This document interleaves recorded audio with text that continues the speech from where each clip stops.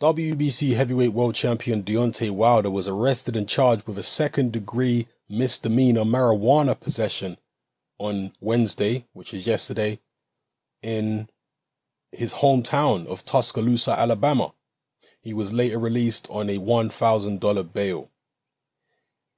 He was actually stopped initially for a window tint violation.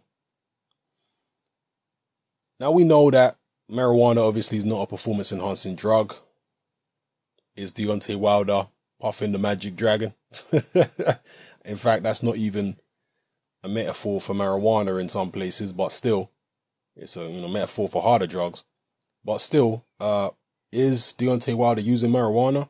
He claims that it was the possession of somebody else, an associate, a friend, or whatever, who had left it in his car. That's perfectly plausible. Perfectly plausible. Or he could be a guy that likes to smoke a bit of weed. He could be like Julio Cesar Chavez Jr. We know he likes to, pass the Dutchie on the left-hand side and all that kind of stuff.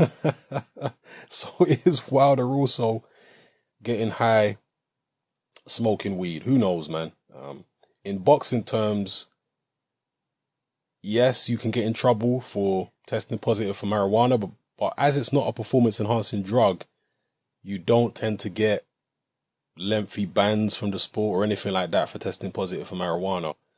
Although I do remember Julio Cesar Chavez Jr. got a very heavy fine for being caught smoking weed in what state that was. I can't remember now, but I remember he got a very heavy fine for being caught with weed, and Bob Arum came out and spoke about it and all kind of stuff. That was really surprising how heavy they came down on Chavez Jr. in that instance for smoking weed. And it's interesting as well because in the United States, there are several states now, at least one anyway, where smoking marijuana is completely legal now. I believe that's in Colorado. There may be other states following suit. Clearly, Alabama is not one of those states yet. Also, the one thing I find interesting is that Wilder, who is from Tuscaloosa, and that's where this incident took place, he's got to be the most famous person in Tuscaloosa right now. So just think about it. It's a pretty small town. By far the most famous person in that town, and one of the richest people in that town, you would have to imagine, is being targeted by the local police for a window tint violation and then charged with possession of a small amount of marijuana. There has to be certain people in the police there that don't really like him. Now, I'm not saying that they shouldn't have done what they did, but generally, when you get situations like that, a local celebrity, somebody who's known and famous in the town, they tend to get preferential treatment by the police and all that kind of stuff. And I'm not saying that should happen, but I'm just saying that's what normally happens a lot of the time.